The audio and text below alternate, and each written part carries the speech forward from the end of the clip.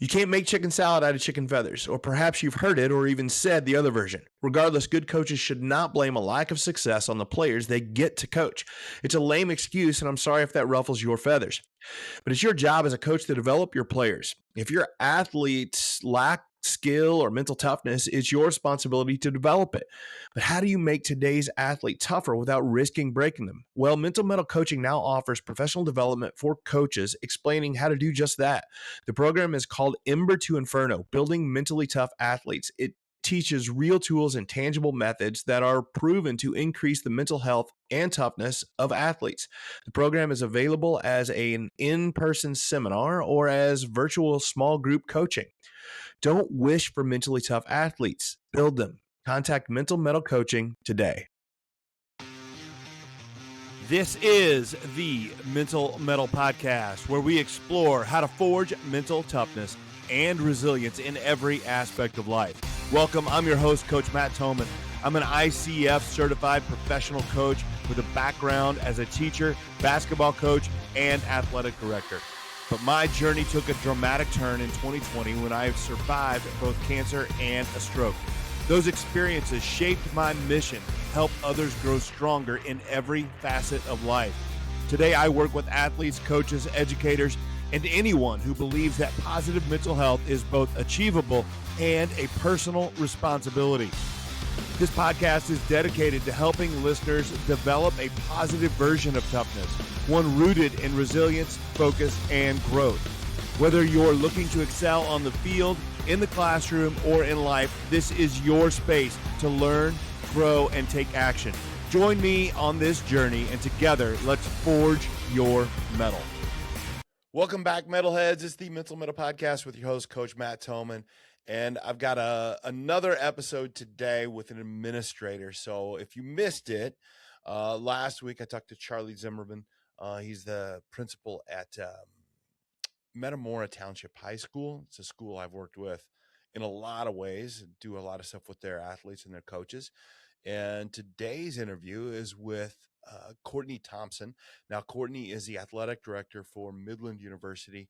Now, Midland University is a school out in Nebraska. It's an NAIA school, and she's going to talk about it, has one of the largest athletic programs of like any college. They literally have like every sport you can imagine. So when we talk about athletics and colleges, she's a great one to talk to. And especially when we talk about, it's an NAIA school, so it's a different level of athletics than what we see at, Division I NIL stuff, because that's become more business-like. So this is a little bit different, but it's going to resonate with more people, I think. And, we sat down, Courtney, I've gotten to know her a little bit, and I went out last year and did my Ember to Inferno program, the the professional development I do for schools. I had went out to work with Courtney and the staff at Midland University, but I really wanted to Courtney's got a great story, got a lot of experience, and I thought she would be a great guest on the show. And we talked about a lot of things, but over and over, we just kept coming back to the conversation about how it's the same idea that if you want a better athlete experience, it starts with the coach. And I think that that's something intuitively we know this as parents, as coaches, as athletes, that like the experience that an athlete has is a huge, the coach is a huge part of that. And so to listen to Courtney talk about it, she just talks about the importance of her role in supporting her coaches, not just evaluating them. And she talks about coach burnout, the importance of vulnerability, creating healthy cultures, and how measuring success is not just wins and losses. It's so much more than that. And one of the things that really stood out to me with Courtney is her job isn't, again, not to just invest in the athletes, is to invest in the coaches so they're better invested or better equipped to invest in the athletes. So it's understanding just the importance of, coaches are just, I don't feel like a coach's influence is hardly ever neutral, right? A coach can make things worse for an athlete or better for an athlete. And that whole idea that investing in the coaches means investing in the athlete is the whole reason that I created the Ember to Inferno program.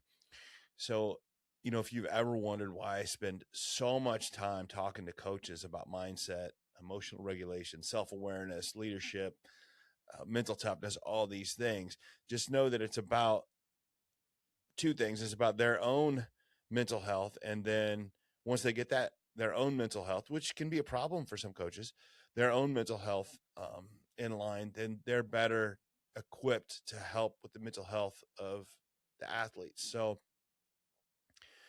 it's a great episode talking to an AD who she knows what she's doing. It's really cool. So, obviously if you're an AD and you're wanting to know this, pay attention, listen to this episode. But if you're a coach, you're an athlete, it still pays it. It still helps. It's applicable to you. So please, great interview. Courtney's so insightful, has a lot of good ways to say things, and I really appreciate her coming on. So for now, here's my conversation with Midland Athletic Director Courtney Thomsen.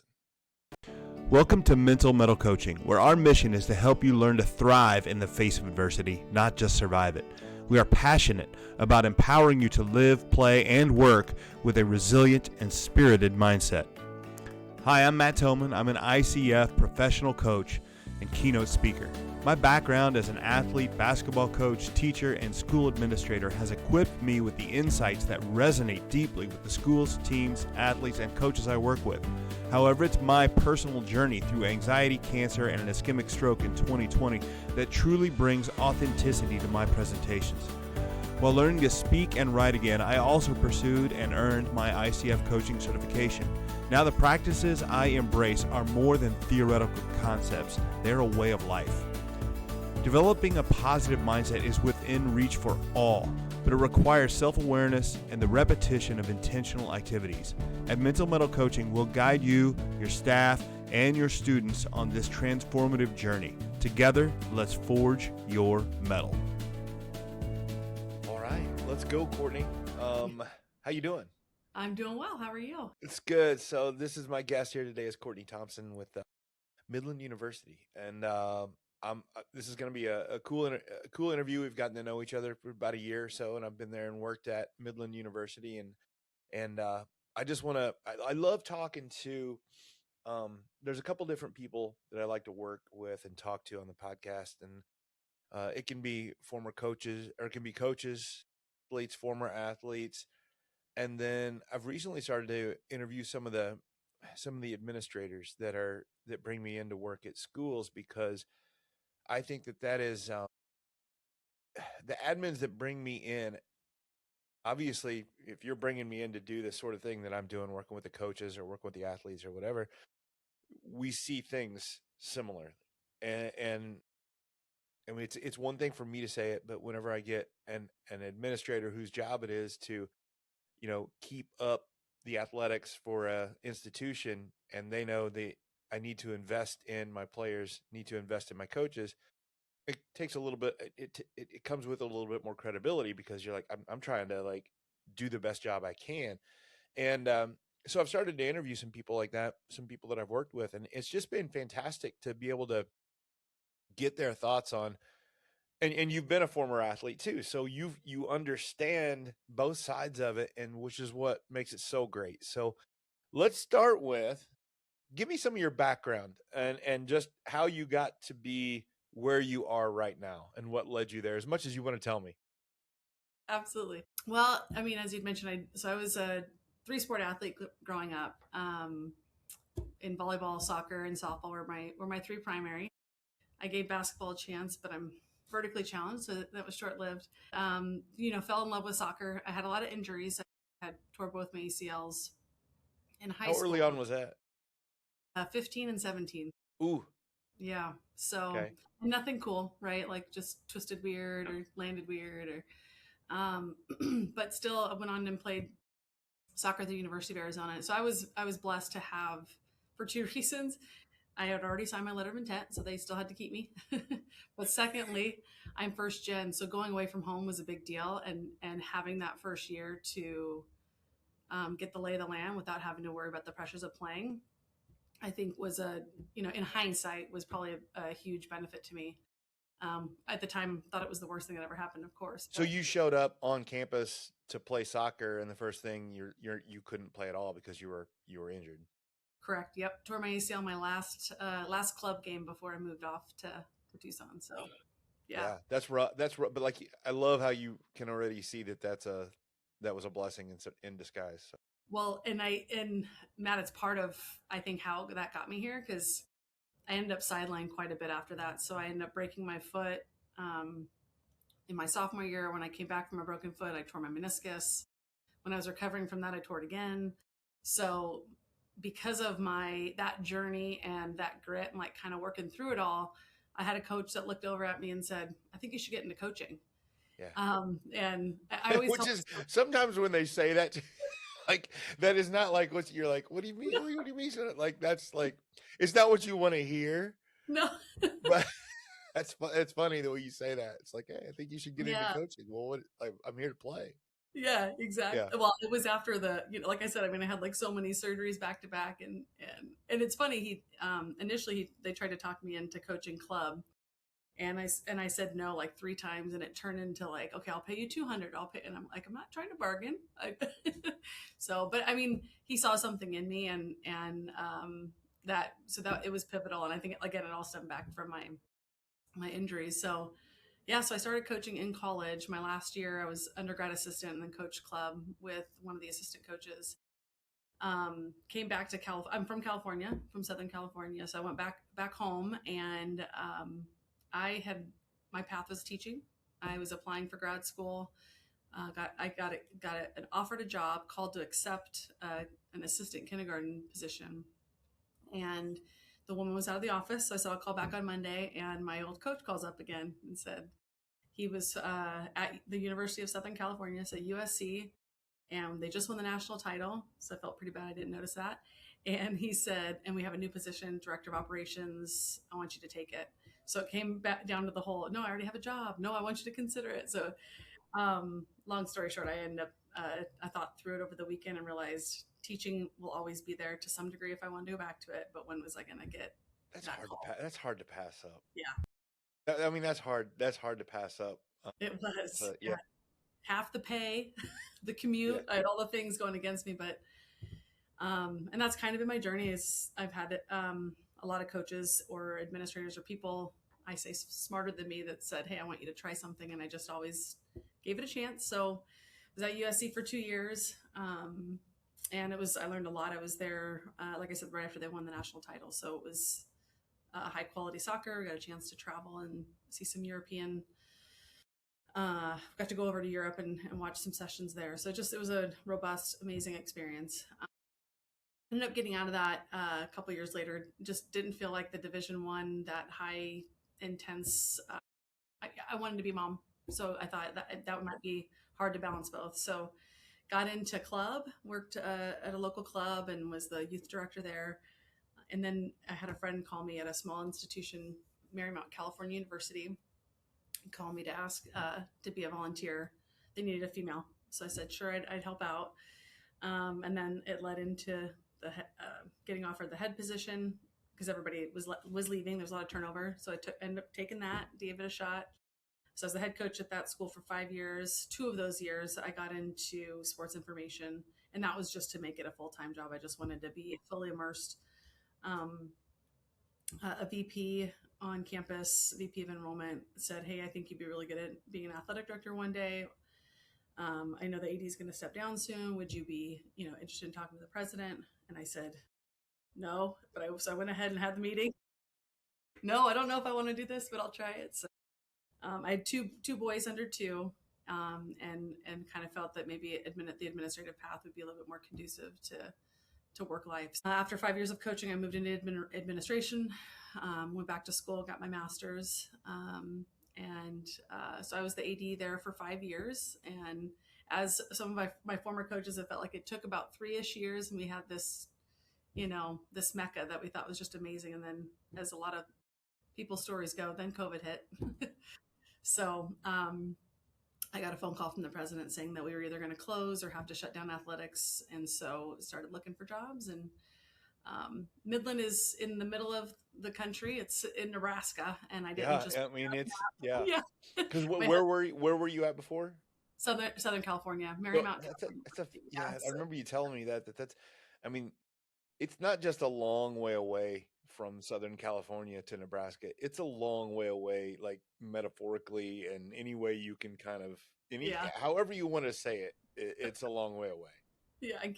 Parts of California have seasons. Where I lived near the beach, somebody asked me, "Is it always 70 and sunny?" And I said, "Yeah, pretty much. I mean, it's always nice weather." But my husband's from here, so we had discussed if I was going to move for a job, it would be near family. So I just wrapped up my fifth year here, and it's been phenomenal. I mean, I was at my last school for 10 years, had no intention of even looking. I felt like I was in a good spot, but so when we were going to look, I wanted to make sure it was a place I could grow and develop, and been very, very blessed to. I think there's a couple lessons I hear from you telling your story that you would never say that I just pick up on things like when it feels like you kind of ended up at several places you didn't plan on being because people suggested it to you, like your whole thing. And that can feel like sometimes people can look at that and feel like, well, that seems like just a little bit of luck, and you're just getting these good fortune, like people just reaching out to you and we're like, well, she didn't, like, it's just people, like people know people and they're just offering her these jobs of it. The reason that happens to people is because of the way they handle themselves in the position they're in when they run into people, right? So your coach doesn't offer you to start coaching others unless he watches the way you handle your injuries and the way you handle when you're trying to play soccer, right? And they're watching you coach, and then somebody's watching that and go like, man, she'd make a good AD someday. And it's like that's kind of how life goes. Like a lot of a lot of jobs are won and lost, and it's not really the interview. It's like somebody Right. knows somebody that says, hey, I know her and she would do a good job. And it just speaks to me a lot to like how you handle every situation you're in and how important that is. And I Yeah. don't think especially a lot of young kids don't understand that. Well, I appreciate that. And I think I always say Midland was the first job I actually applied for. Well, that's not true. I with that teaching position, that was another Yeah, but situation. you didn't do that. And then I ended up not doing it. Yeah. But after I moved here, I found out that a few people had reached out, and not just to like any coaches that I know, but my competitors. And so there was a gentleman that, and he's still at the same school at Embry-Riddle in Arizona. And I reached out to him and I said, what did he say? I mean, we were like rivals for a while. It's like, no, he said you were great to work with. So yeah, so it was just really appreciative. And so even in those kind of situations, people are always those connections are so important. Yeah. One of the things I want to talk about Midland and why I think it's worth, because my podcast is mostly about around athletics, and Midland is a somewhat of a unique situation. So you will do a better job than I will on the, what's the word I'm trying to look for? What's the the importance of athletics at Midland University and what that means. Yeah. Yeah. So we have 32 sports. Um, we're projecting to have over 1,000 students next year on campus. We are the largest department in the state of Nebraska. My husband and I like to play the game. Name the sport. We probably have it. Everyone asks about curling. We don't have it, so we'll just get ahead of that. But so we're definitely heavy on athletic enrollment, and it's enjoyable. I think the coolest. I just was at another speaking engagement, and I think athletics helps bring them here, but the culture at Midland, the people, in all facets, like on campus. So our student affairs and our advisors and our admission, everyone, our faculty are just awesome. And I think so, even if we're the driving force that gets them here, what keeps them here are the people, not just the coach and the sport. And I think to me, that's what's been so special and unique. And one of the things I talked about at our speaking engagement is, we do have large rosters and lots of sports, and typically that turns into poor retention. And we fare pretty high compared to peers that have similar enrollment with athletics. So So that's a joy that just goes to show. And it's a group effort. It's not, I give a huge credit to all of campus that really creates such a cool environment for our students to thrive. Yeah, I think that's so what percentage of your students on campus are athletes? So our average enrollment has been on campus has been about 1,100, and we've been in the 900s the last 2 years, and now I think we're going to tip over 1,000 next year. Yeah. Yeah, so it's up there. I mean, and just as I learned a little bit about the history, it's what saved the university, right? Yeah, and this predates me. So there was a neighboring college, Dana. I don't know if I say it right, but Dana College. And what I've been told, that the story was either they were going to close or we were going to close, and they closed first. And I just spoke with an alumni recently that worked in admissions at one point, and they were all deployed to go across their I can't remember what city it was in, so I apologize. It might have been Blair, Nebraska. But so anyway, they all deployed about 30, 40 minutes away with a bunch of flyers, pamphlets, come to Midland, and we ended up adding a lot of sports just from that. And I can't recall which ones we brought back, maybe wrestling, certain sports that had shut down for a while that we started bringing back. Yeah. And then that became the new model was, okay, and not just athletics, it's activities, right? What activity they could be involved with, whether it's choir or band or but obviously athletics is still the bulk of it. And so, yeah, that merging really catapulted us. And then being forward thinking at the time to use athletic as a driver, I think is kind of kept us going. I mean, now we're kind of looking at, is that big size and that big volume sustainable for long term? That's what we have to look into. But yeah, well, that's what you're talking about, the retention and why it's so important, because it's easy. Like I don't want to say the vast majority of high school athletes come out and go, I want to go play college somewhere. Right. And most of them, a lot of them want to go higher than, they want to go as high as they can. Right. But they want to go play somewhere. And I'm fine with that. But as you say, with the retention idea is it's like, if I'm not getting to play, and it starts to do this, it's really it starts to bottleneck real fast out of high school, and not everybody is ready to play and won't get to play. And that's where the retention is really important, because critical. They still have to stay and go to school somewhere, and if you can get those kids that came to Midland to play a sport and then it didn't work out and meet their dreams like they wanted, but they still want to stick around because of the atmosphere, because of the culture and things like that. That's got to be pivotal for you guys. It is. No, it absolutely is. I mean, I love this story. We had a JV men's basketball player that came in, and he still participates in JV. He got through his entire season, but I spoke in a class and asked, it was a athletic business. I can't remember the name of the class, but just an entry level class. And I said, raise your hand if you want to stay in coaching. And most of the class raised their hand. Who wants to stay in athletics in general? The other portion did. And I said, who wants to be an AD? And just one kid put his hand. Yeah. He was the only eager one up front. So we set up a meeting, and I said, it's so important when you're first getting into it is to get into the operational side, just so you know how to operate. Let's get you in some, to sign up for some of the help on game day. Well, he had an interest in broadcasting. And I mean, within 2 weeks, he said, I think I'm more interested in broadcasting. I said, I can understand administration is not as fun as you think, but he's very entertaining. You should just chime in and listen. We have our voice of Midland was a radio broadcaster for years, and he, came to school at Midland, and he's very well polished. And then you have this, 19-year-old, maybe 20-year-old young man, and they sound so natural. It's so fun. And so that's a retention tool, right? How can we engage them? I mean, obviously they are interested in sports, and so we can try to find them different ways. And that's just one anecdote. I mean, there's so many different ways for students to find their calling when they get here. But that was someone that I got to see firsthand. That was really fun.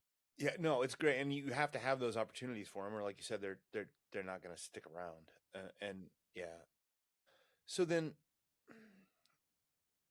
you're probably a perfect person to ask this in the sense that we're talking about an NAIA school. So most of your, like, I guess it's some of your kids could go play sports professionally somewhere, but it's a small number, right? Um, so it's probably you're the great person to ask this. Like, what's the point of athletics then, right? Good question. And I don't mean it like that, but you get what I'm saying, like, because I believe it and I understand it, but I'm taking it from your perspective, like, what's the you because not almost what 80 some plus over 80% of your students are athletes. You obviously know the importance of it, but they're not going to go do it professionally. Of course, yeah. But so let's just say that. What's the point of athletics? Well, I mean, and I'm speaking even just from my own experience, Yeah. right? Being able, when I got out into the workforce and being able to articulate that I overcame injury, I stuck it out as a part of a team. There's all these very tangible talkers. That's how I was trained when I was, as a student athlete, there were talkers. But the reality of it is, I mean, that how many challenges can you go through that you overcome, I mean, on a daily basis? It could be just getting through a practice that you're getting grilled at, being able to take that criticism, learning how to work in difficult situations or under pressure. I mean, there aren't that many jobs where those skills would not be helpful. Right. So that's really what it comes down to. I mean, the leadership qualities, even, and I always say it's, leadership isn't necessarily a vocal or a visible thing. Sometimes the leader is the one working their tail off behind the scenes that no one sees, that leads in a different way. And so yeah, that's the huge value, is especially, and that's, when we have situations where students maybe they're not participating, or they're not the top athlete in their sport when they get here, and start to have those, defining moments of, do I stick it out or not? That's usually what it comes down to, is you'll never regret it. You'll never regret sticking it out, working through it.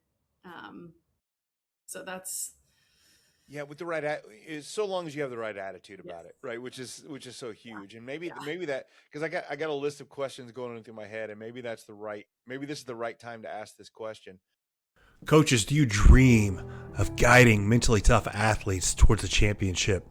Kids that are resilient, persistent, and unshaken by setbacks. Well, in today's world, those athletes aren't born. They have to be developed. Many athletes face significant challenges and risk burnout. So how do we foster that mental toughness without overwhelming them? Well, introducing the Ember to Inferno program, Building Mentally Tough Athletes. This series is designed specifically for coaches, offering a deep dive into your own journey of mental toughness and equipping you with practical tools to build confidence and belief in your athletes. Rather than just simply adding more adversity to their life, we focus on creating a strong foundation for mental resilience. You'll learn how to transform a spark of motivation into a blazing fire of toughness, using techniques that address challenges like social media pressures, athletic stress, and trauma. Don't just wish for mentally tough athletes, build them. Join the Ember to Inferno program today and ignite the potential in your athletes. For more information, contact me, Coach Thomann, at Mental Mettle Coaching. Question. As somebody who sees, so you got how many let's do the math there. You got what, 200 to 300 freshmen coming in that play sports in college, right? Every year you got that's a fair number for your, like, what do you see about when we talk about mental toughness and we talking about having the right attitude towards it? Just what are your thoughts on what do you see in today's athlete coming into college, what they're good at, what they struggle at, as far as that right mindset goes? Well, the first thing I thought, and I don't even know if it changed as you finished that question, but it is approaching it as a privilege to be here. And I think that's also probably the biggest struggle some folks have, is that, and I don't want to stereotype at all, but I do think that there is some that come in feeling like, yeah, I'm an athlete. I'm supposed to be here to be an athlete. But shifting that mindset to it's a privilege, it's an honor to be a part of this, and the work ethic that goes along with it. I always start the year with reminding the students or educating the new students that just because once you put your jersey on, once you have the Midland M on your shirt, even if you don't have it on, you're always representing us. And I think there's a sense of pride when that happens, if they really own up to it, right? And I think live up to that expectation of that just not everybody gets the chance to come and do this. And so be grateful for the experience, be grateful for the tough times, the good times. And I think that's, probably one of the hardest things, I think, as they come in, for the first couple of years, I do think a lot of it is, and I'm still seeing it, it's getting better, is also helping people come out of their shell outside of their program. And that helps with that helps with that retention idea, right? Because I found that what happens to a lot of college athletes when they get in there and their identity is their sport, and then you find out you're not as good at your sport as you thought you were. You've got to have something else. Yeah, and it's a struggle. It is. It absolutely is. And I think it's like this fine balance. You want your team we want our sports to be locked in and have each other's back, but it's so important to kind of branch out. And I do think Midland does a really good job. Some of that was post-COVID when I first got here. We've started to encourage, entice, however you want to look at it, motivate coaches to have their students get to different sporting events and support one another. And so we've started to see different sports starting to bond together. And that's huge. I mean, I think that's what that robust experience should be all about. Yeah. Well, I liked what you said there about kids seeing that as a privilege, because the opposite is they see it as an entitlement. And that is that has a lot of problems with that. It does. Absolutely. Yeah. When things get tough, then you don't know how to work through it. Right. But if you feel honored and privileged, you tend to grind a little differently. I is at least how I've perceived it. And just gratitude, right? I mean, grateful, show respect. Cause there's the times when a coach has to come down on you, or you don't meet grades, and there's repercussions for it. If you have the mindset of feeling like this is a privilege and an honor, and you're grateful for what you're going through, then you're more receptive to that feedback. Well, why can't you just change the grade? Unfortunately, some ask for that. You think that's just not how it works. You got to put it work. And so when you're talking about building that gratitude and that culture and stuff like that, it's one of the things that I noticed it a little bit when I was there, and I did my presentation, my Imber to Inferno stuff, that is the professional development for coaches. Just that that you as the AD are investing in the coaches and understanding how important that is in the whole scheme of everything you just explained. So I'd just like to, talk about like what you see as the importance of investing in those coaches and their development as humans and as coaches to be able to help with everything that you just talked about. Yeah. So my passion will always be student focused and giving a student athlete the best possible experience possible. Since with my role, I don't always have those direct connections. So I've shifted that focus in how do I support the coaches so they're better equipped and more prepared to support their students. And I mean, some of it's administrative, just from a non-mental side of it is, making sure they have more time to focus on the people that they're working with and the X's and O's, and versus, making things harder for them on the back end. So that's one element. But the other piece of that is, I feel like there's been a ton of burnout. And that's another thing that we see with our students coming out of high school is if they've become professional athletes starting at age 6, and we start to identify with them with one sport. And so they get here and they're burnt out. I mean, we had an example this year where someone was in the middle of a season planning the next phase of their life. And I looked at the coach and said, I mean, that's a product of stuff that happened before they got here, because absolutely, because they've been grinding for so long that, I mean, my seasons were cut short. So I still get emotional when the national anthem gets played. I still feel like I didn't get to fulfill what I hoped for in competition. And so how I kind of approach that with the staff is making sure that they're taking care of themselves. So that's why, when you came in and really working with our staff, because and I've always said this is how do I show my student athletes that you need to have balance, you need to get good rest. When I'm staying up too late watching film or after a game, don't shut off the light and go home. And just so it's kind of reminding them on, these are the things that we're preaching, but if we're not living it, then they start to follow what they feel, what they're seeing. Right. And so when you came in, that was kind of, I don't know if you might have, how many people broke down. I had a couple coaches after that were like, whoa, that hit me really hard. And I'm got to think about things. And some won't ever talk about it, but I can read their body language. You can, yes. It's one of the, that's one of the more fun things I do when I go to work, coach. It's not always who you think that is going to speak up and say something. And it's always fun to see, like, what I've found my favorite thing about the work that I do with coaches is when we get done with it, what it does, I think you get a lot of coaches that know in their heart that there's a better way to do it, and a way that's better for their own emotional well-being and for their kids, and can still win. But that wasn't necessarily how they were taught how to coach and how they were coached.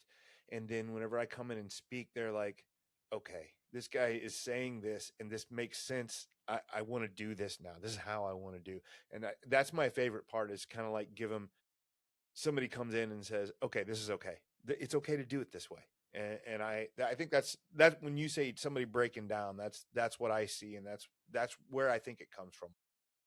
100%. And I feel like it's that vulnerability piece that's so hard. And I went through it myself as a young female. I felt like I had to be strong and keep this distance. And it wasn't until I had an assistant coach who was older than me that was much, more aware, and felt more safe to go to him. He came to me and said, they feel like they don't know you. And I just thought, wow, I'm such a personable, relational person, but I kept them so far away to make sure I had the respect. And yeah, so I had to learn myself. So my older coaches, my more veteran coaches, I said, I was the same way. So don't feel like I'm sitting here trying to, critique you. It's just, maybe there's a better way. And so when you came in and kind of, you put the data behind it, and you actually put information that helps show that there is something to that. It's not just I think one of the, I think, well, when we start talking about, I don't know, when you talk about that vulnerability piece, it's strange when we start talking. One of the things that I love to talk about is the voices and the way we talk to ourselves. And one of the exercises we do there is we talk about some of the worst things you say to yourself. And I think people think that they're the only ones that do it. And then when you get in an entire room of, how many coaches you got? It's I know my all in. Yeah. I think it's close to 80. So when you look at assistant, part-time, all of it. Yeah. Yeah. And so we got, say 80 coaches in there, and they find out, like, to a person, that they all have these struggles with the way they beat themselves up internally. And they go, wait a minute, it's not just me.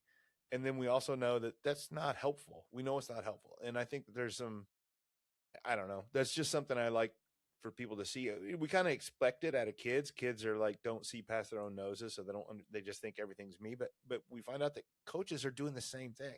They think that I'm the only one struggling with this. And it shouldn't be that way, because coaching's hard. Yeah. Yeah, it is. I mean, what do you see about it that, like, when you talk about that burnout and stuff, what do you see the struggles that you see your coaches have? I think it's the emphasis on the winning and losing. That's the most obvious, right? I've tried to shift that. And I guess I should say, like, even with my own accountability, making sure that I'm also doing the things that I'm trying to bring, yeah. Right? The self-talk, you just reminded me.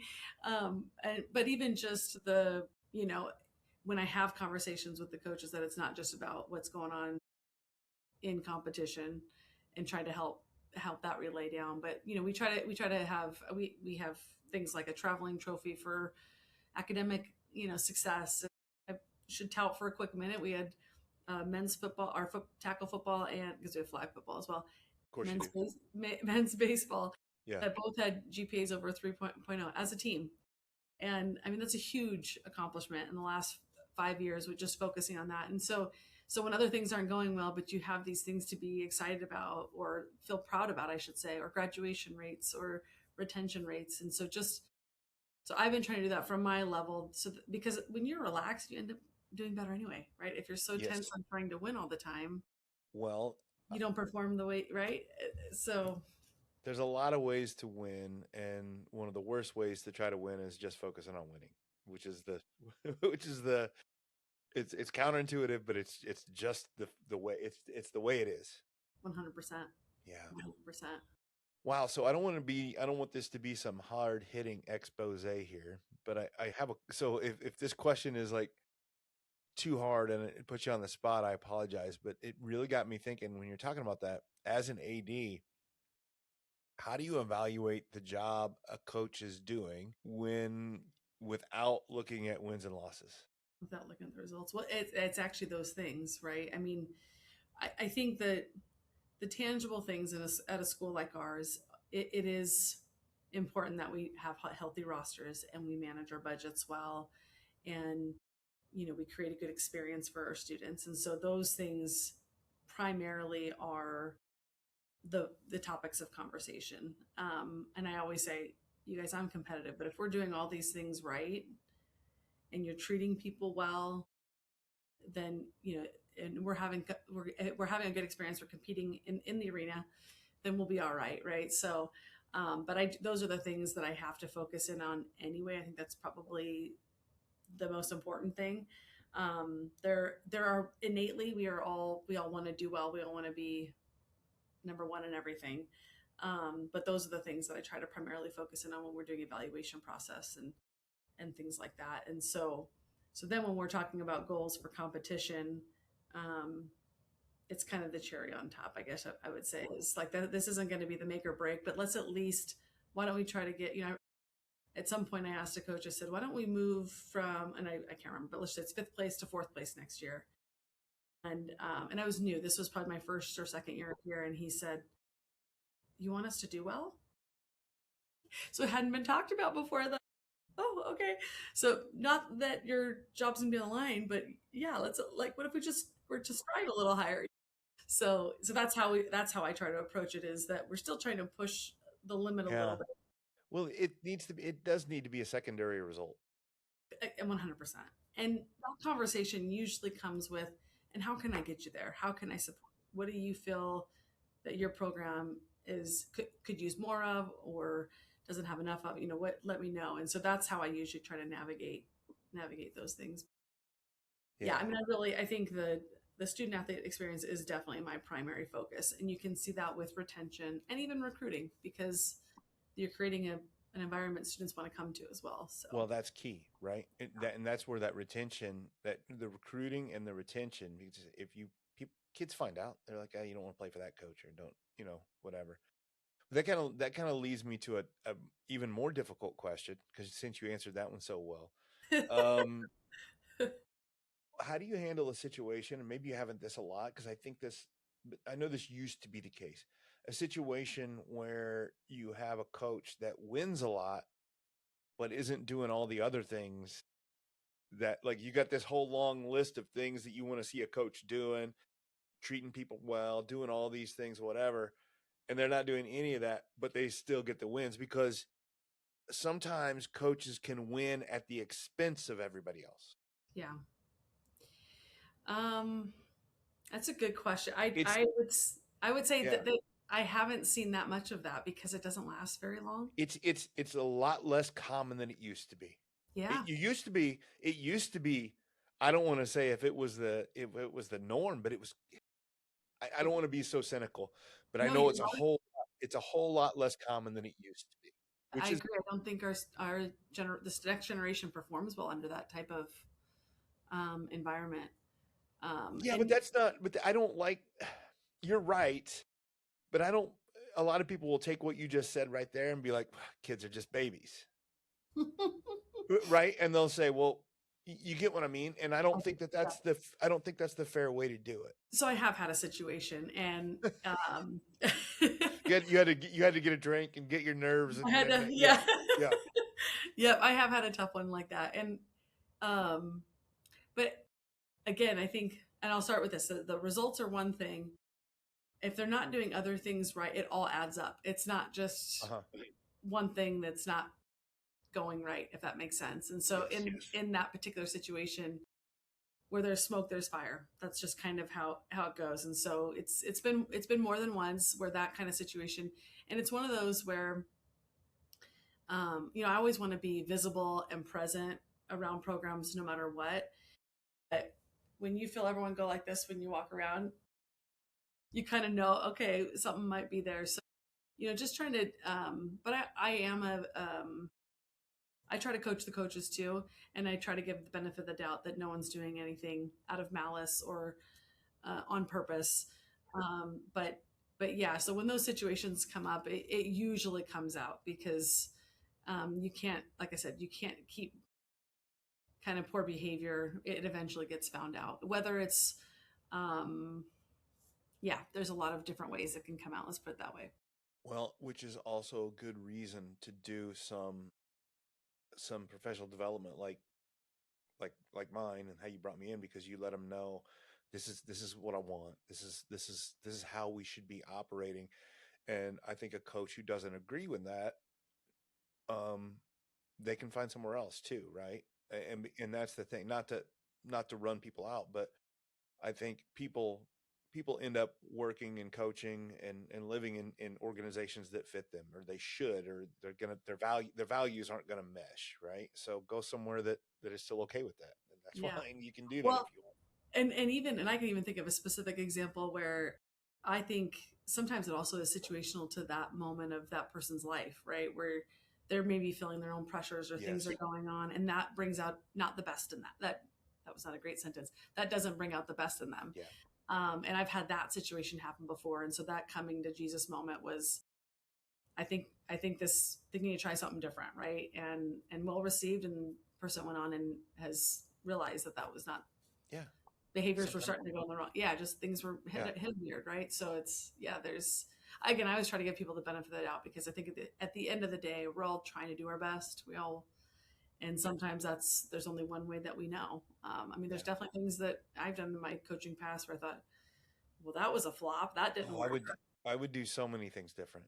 Right. Yeah. And that's the thing. But then we continue to grow and we learn. And that's why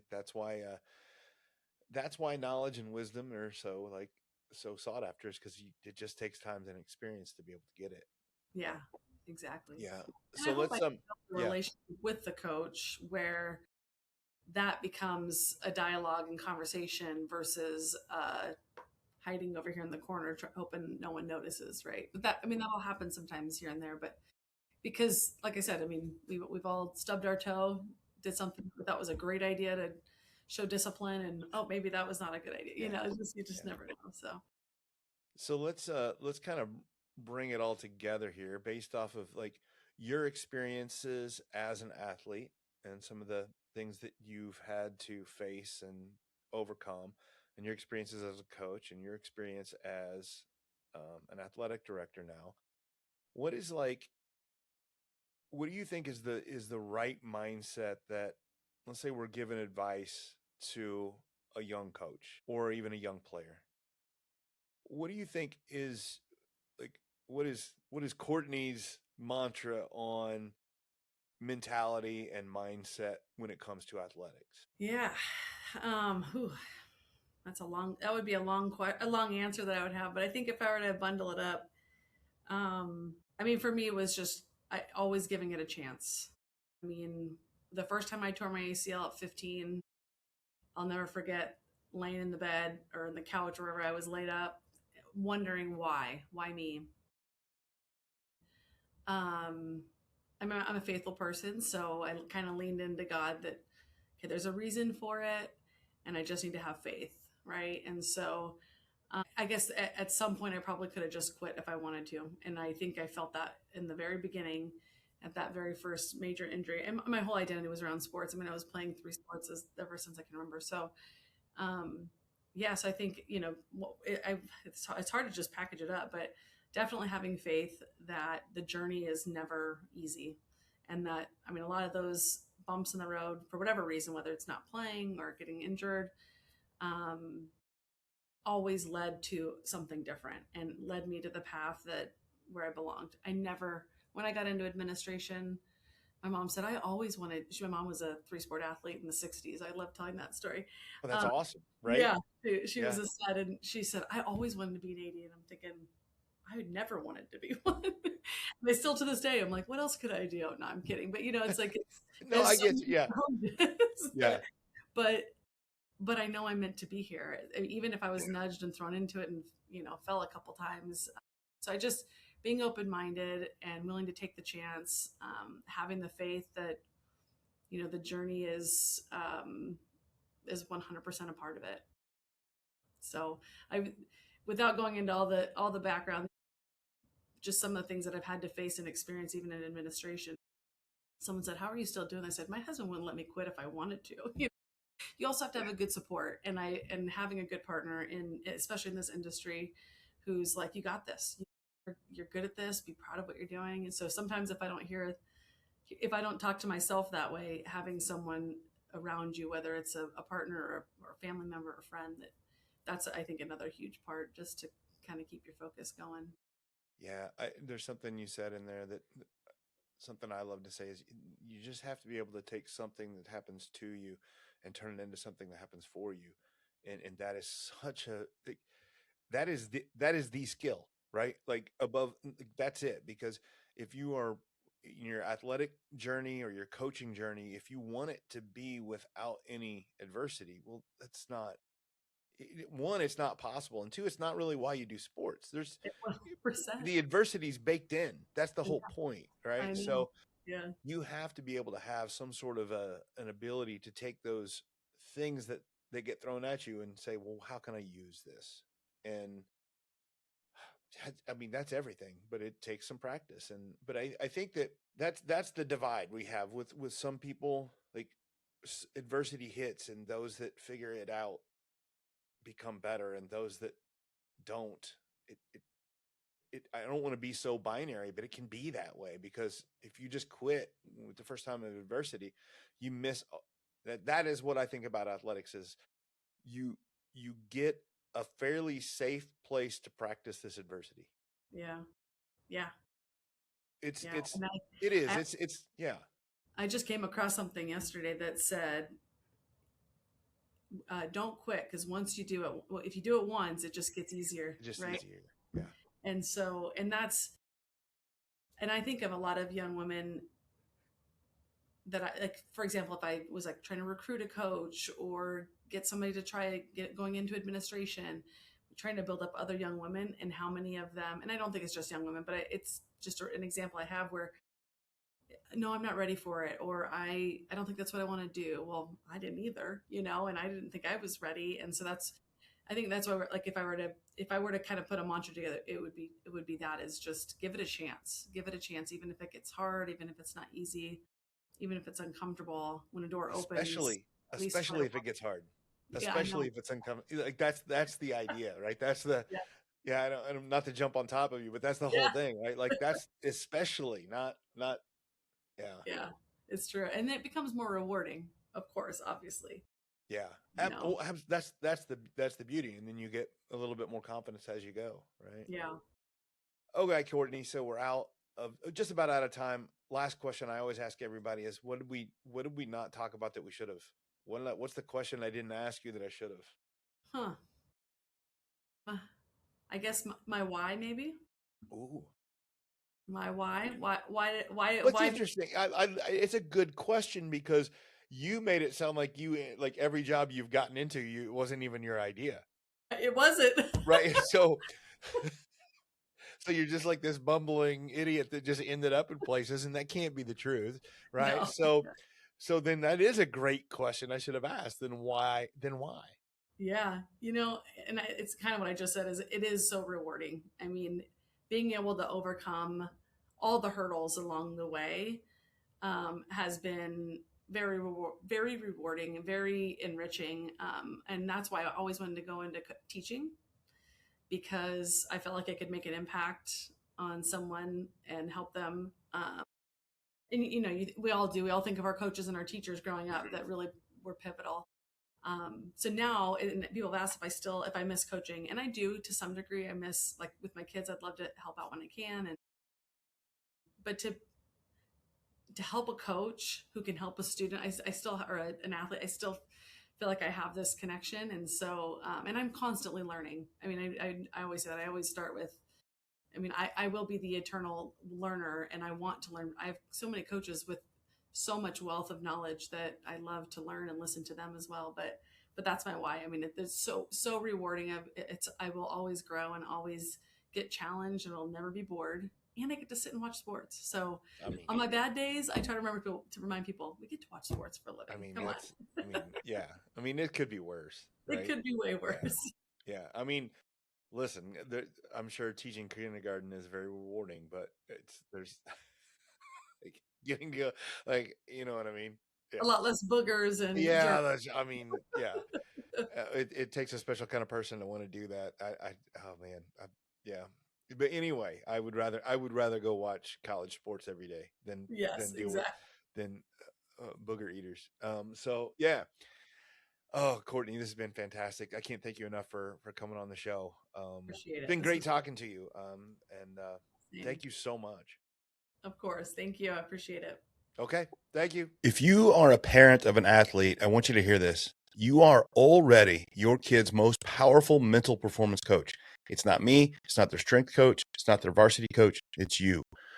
The way you talk in the minivan, at the dinner table, and after games is literally wiring your athlete's brain for either confidence or anxiety.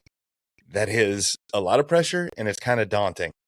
And that's why I created my free email course called the Resilient Parents Playbook. In it, I walk you through the 5 most common mistakes we make as sports parents, and I give you simple, practical tools to fix them. You'll learn how to praise effort and attitude instead of just results, how to handle the car ride home, and how to help your kid manage nerves and pressure in a healthy way. It's completely free. Just hit the link in the show notes and grab the Resilient Parents Playbook and start becoming the kind of mental coach your athlete actually needs at home. I want you to think about that interview and what Courtney said, and really think about what she didn't say. She never once said, we need our coaches to be tougher. She didn't say that we need our people to yell louder, demand more, grind harder. And no, she kept saying something that's a lot deeper, and that's that healthy coaches create healthy cultures. Think about what you heard. She talked about burnout and how important it is to watch out for that burnout on your coaches, not necessarily your athletes, because coaches are often asking their athletes to find balance when they themselves are running on fumes. And she talked about vulnerability and the importance of, creating that understanding, that reaching out, getting help, knowing that you don't have everything figured out, and being a little bit vulnerable. It helps create those relationships between the coaches and the staff and the players, and understanding that. She talked about evaluating coaches and noticing that wins weren't the first thing she mentioned. She talked about the student experience, relationships, retention, which is a big deal. It's important. The academics and the building programs that they want to be part of. And those are the important parts. And I think maybe one of my favorite parts of the conversation was the idea that athletic directors don't necessarily have to worry about investing in the athletes. They need to worry about investing in the coaches, because they're the soldiers. They're the ones going out and doing that. They're shaping the athletes every day. And that's the heart of Ember to Inferno. That's why I created Ember to Inferno. It's not just a seminar about positive thinking, and it's not about making coaches softer or being worried about people's feelings and things like that. It's about helping coaches become the kind of leaders who create resilient athletes and stronger relationships and healthier team cultures.